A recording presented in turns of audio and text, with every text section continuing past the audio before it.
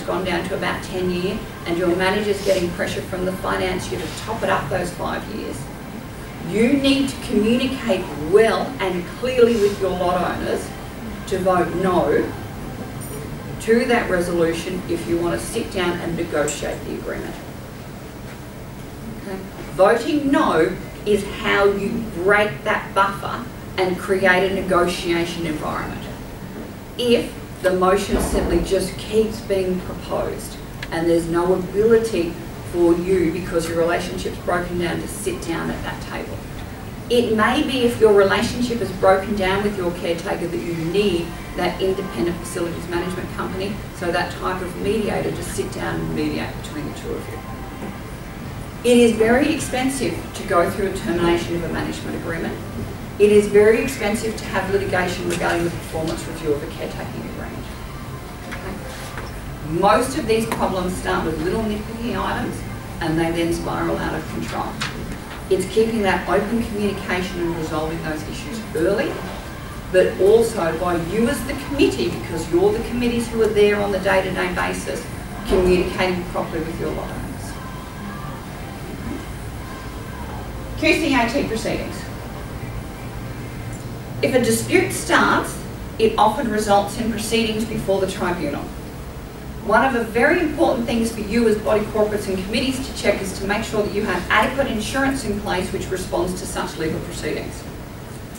All of your strata-specific insurance policies should have defence litigation funds, and that's another amount of about up to $50,000, between $40,000 and $50,000, where if you are sued by your on-site manager, you are entitled to take that claim and statement of claim or application in the tribunal proceedings to your insurer, engage your legal representation and say, we're being sued, we have insurance which responds to this. Okay, to assist you in that process. Right, so it's important that you have the right insurance. A lot of the court proceedings are due as a result of the failure to appropriately negotiate a salary. Caretaker wants $70,000, you want to pay $50,000. All right. All of that is really about negotiation, because the agreement, once it's there, it's in place. You can't terminate it unless you go through correct processes, and those processes involve performance, not salary. So can a performance review be done at any particular time, or is it only at the end of their contractual agreement? No, you can do a performance review at any time.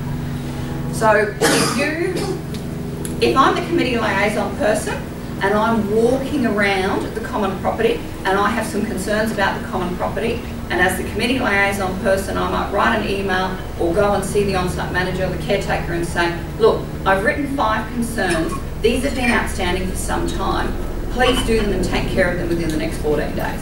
So you start on that basis where you're talking. There's a failure and it's not done.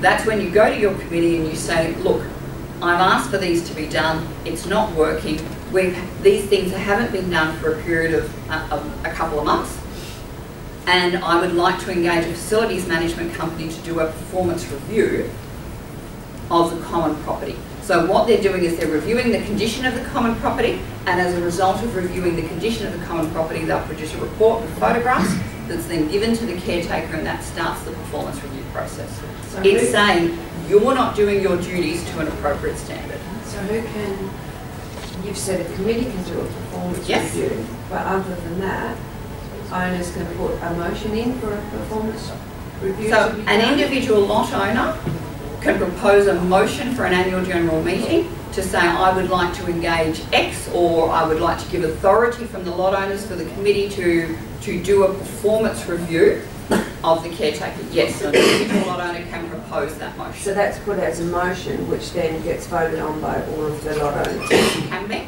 Yeah.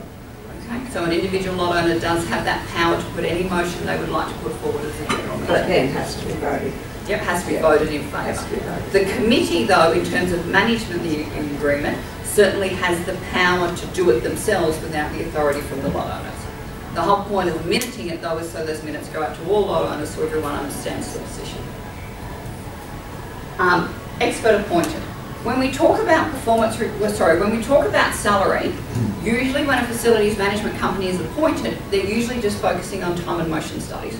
A time and motion study is, I open the cupboard, I get the broom out, I put my stopwatch on, I sweep the floors, and I calculate how long that takes, and I put a dollar value to it per hour. Time and motion studies do not realistically reflect the value of a caretaking agreement.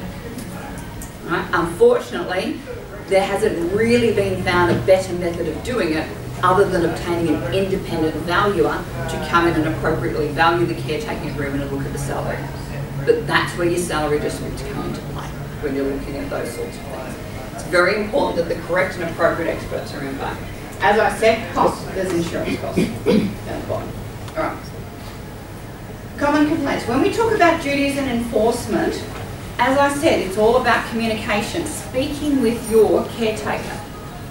There are 7 members of the committee. It is impossible to communicate properly to your caretaker if he's getting 7 different directions from 7 different people. You appoint a liaison person, and that liaison person does the negotiation, does the talking, does the directing, does the instructions. Committee members need to know the caretaking agreement, the duties as we discussed. When we looked at performance concerns, you know, it's just these key things. Do you understand the agreement? Is the RUM enjoying, you know, being on a good wicket, sometimes we call it, as in, have they just, you know, they've been there 5 years, or they just don't, it's just habit. Because the committee's been laid back about it, the caretaker's been laid back about it, all of a sudden the committee changes and there's fireworks. You've got to manage those processes correctly. It's a strict legal contract between the parties. Negotiation. Always look at the negotiation processes. Next. Strategies, as we spoke about, conducting reviews, performance reviews, allowing a contract to expire. As we said, you don't have to vote yes. There is no legal or moral obligation to vote yes. If you honestly believe in what you're doing and have the experts to back you up, then you vote no.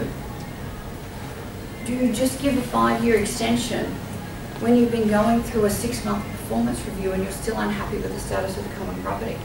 No.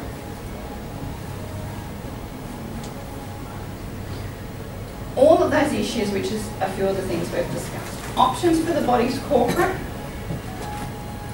Most of you will be involved in buildings which are probably quite suitable to caretaking agreements. It's really those smaller schemes that need to review and reconsider their options in terms of looking at those issues. Jumping forward. Lot owners and committees becoming more aware. Implementing the strategies we've been talking about and negotiating. Really sitting down and talking about what's the end result. As we said, if the relationship is broken down to the extent where negotiation face-to-face is not working, then implement strategies. Use other external people to assist you in going through that process. Now, there's quite a lot of information that we've put in the presentation. We're just running a little bit short on time, but Capital has that presentation available for everyone who's here today, sort of going through, and we've put quite a few of those strategies in place there as just reminders of some of the points that we've discussed.